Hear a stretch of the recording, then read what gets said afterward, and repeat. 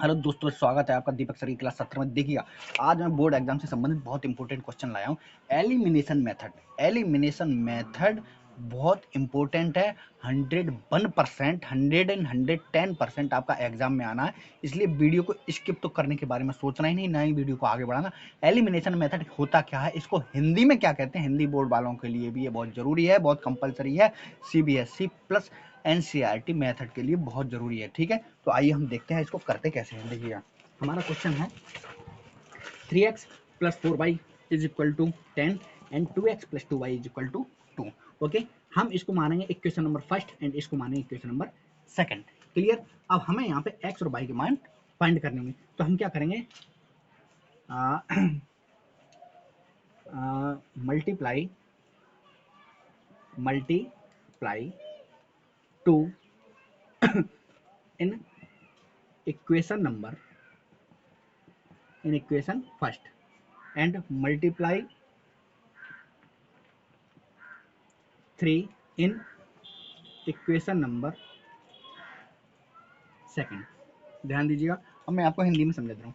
2 का हम समीकरण नंबर 1 में गुणा करेंगे और 3 का हम समीकरण नंबर 2 में गुणा करेंगे। क्यों गुणा करेंगे यह भी समझा दे रहा हूँ, क्यों मल्टीप्लाई करेंगे यह भी समझा दे रहा हूँ। हमें यहाँ से फाइंड करके यह x के और x के मान कट जाएंगे। जब इसमें 2 का मल्टीप्लाई 3 का मल्टीप्लाई होगा तो 3 2 6 हो जाएगा, और इसमें 2 का मल्टीप्लाई होगा तो 2 3 6 हो जाएगा। x से x कट जाएगा तो हमें y का मान निकल आएगा। जब y का मान निकल आएगा तो हम x का मान निकाल लेंगे। एलिमिनेशन मेथड में x और y के मान निकालते हैं, वही होता है एलिमिनेशन मेथड। इसको हिंदी में क्या कहते हैं यह भी अभी आपको आगे बताऊंगा। देखिएगा, ध्यान रखिए, सस्पेंस रखिएगा।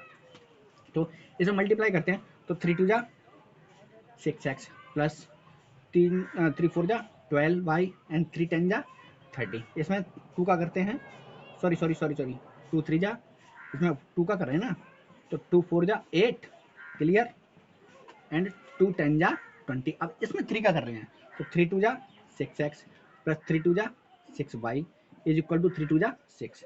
अब यहाँ पे क्या करेंगे, यहाँ पे लिखेंगे माइनस करने पर। ठीक है, अब यहाँ पे जब माइनस करेंगे तो ये सारे साइन चेंज हो जाएंगे। जो प्लस के होंगे वो माइनस के हो जाएंगे, जो माइनस के होंगे वो प्लस के हो जाएंगे। ऑब्वियसली सभी प्लस के हैं तो सभी माइनस के हो जाएंगे, तो ये सेम है, ये कट जाएंगे। अब 8y में से माइनस का 6y लेस होगा, यानी कि सब्ट्रैक्ट होगा। तो 8y में से जब 6y सब्ट्रैक्ट होगा तो 2y बचेगा ऑब्वियसली। और 20 में से 6 जाएगा, कितना बचेगा बता सकते हैं? 20 में से 6 जाएगा तो कितना बचेगा? 20 में से 6 जाएगा तो सर आपका 18 बचेगा। क्लियर, सॉरी 18 क्यों बचेगा, 20 में से 6 जाएगा आपका 12 बचेगा, हाँ 14 बचेगा। ठीक है, अब यह इधर मल्टीप्लाई में, अब जब इधर जाएगा तो उधर किस में पहुंचेगा, डिवाइड में। तो y इज इक्वल टू 14/2।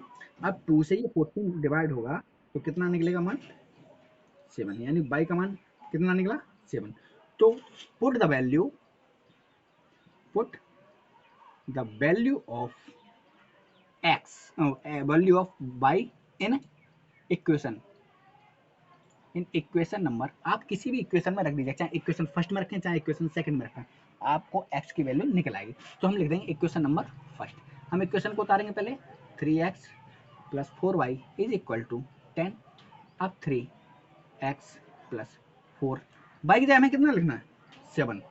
ध्यान दीजिए, यह मल्टीप्लाई में क्यों है, क्योंकि a से लेके z तक के पास अगर 1 से लेके 100 तक की कोई भी संख्या होती है तो वो हमेशा मल्टीप्लाई में रहती है, वो हमें दिखता नहीं है, जैसे हमें ऑक्सीजन नहीं दिखती है। ठीक है, इज इक्वल टू 10।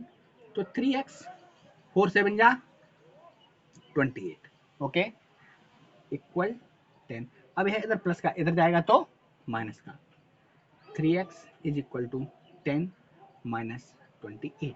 ओके, अब देखिए 3x is equal to 10 minus 28 है। अब कितना बचेगा, 3x इज इक्वल टू, अब बताइए 18 माइनस का x is equal to 18 upon, यह मल्टीप्लाई में इधर जाएगा तो इसी की तरह